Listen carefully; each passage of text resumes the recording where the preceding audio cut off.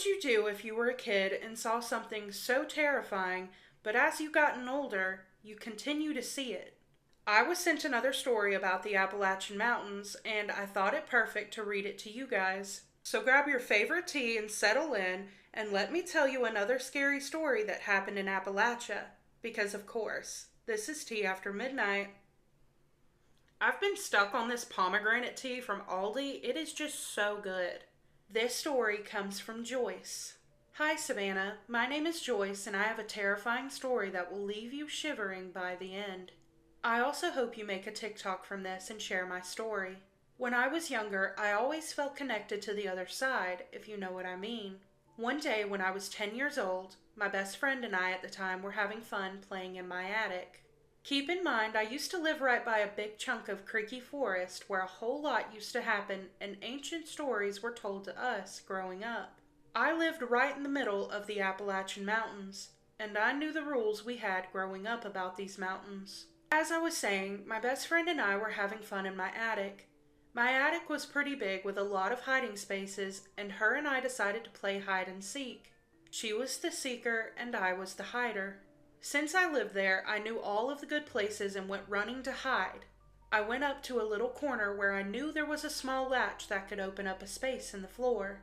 I looked for the latch, and when I found it, I pulled as hard as I could, and when I finally cracked it open, I jumped in without a second thought. It was dark and dusty. You couldn't see anything but the small cracks in the floorboard above. I crouched down as small as I could, not making a sound, and after a few minutes of hearing her run around trying to find me, the latch door opens and I think she found me. I stand up and say, "Aw, you found me." And then when I look up, there was no one there. Growing up, a lot of this stuff happened, so I just brushed it off quickly. After we were done playing hide and seek, we decided to sneak out into the woods through my backyard that had a narrow path leading to the woods. Her and I snuck out and started playing, climbing in the trees and making stuff with wood and leaves. My friend went looking for more sticks, while I stayed back making a small hut until I heard a branch crack in the distance. I turned around and found nothing. I thought it was just an animal, but boy was I wrong. After a few seconds, I heard another crack, and then another, and then another, inching closer to me. I was so scared. I decided to hide in our half-made hut when all of a sudden I hear frantic footsteps. I look up and saw my best friend running for her life, dropping her sticks, and when I looked behind her, I saw a big shadowy creature on all fours with big black horns. And exactly when I turned to look at it, its head turned to me, and when I tell you the fear I had when I saw its face. It was a shadowy face with a smile that grew bigger and bigger, wide and ripped like someone sliced their mouth, with eyes that looked at me with a sense of hunger. They were bloody and massive and droopy. After a few seconds, it disappeared. My friend and I went running, crying back to my house. We ran in the house and slammed the door closed. We thought we were safe, but no. We were crumpled up in a blanket on the couch, scared, and then I heard a thump on the glass. I looked to the side, and there it was again. Standing on two legs and its height well over 7 foot, it quickly disappeared. Later that night I went to bed, and the next morning when I came down, I looked at the window where I saw the thing the day before, and see 2 massive handprints that were bigger than my head. My mom inspects the handprints and they were dented into the glass. No matter how much scrubbing you do, they would not go.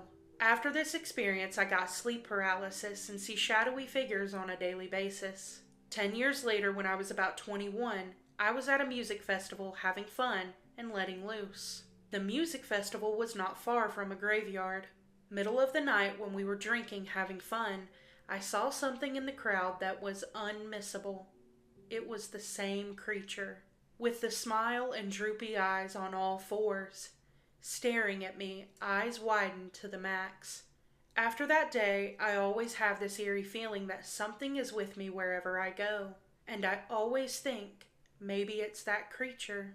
So like I was saying, what would you do if you saw something so terrifying as a kid, and when you grew up, 10 years later, you see the exact same thing at a music festival of all places?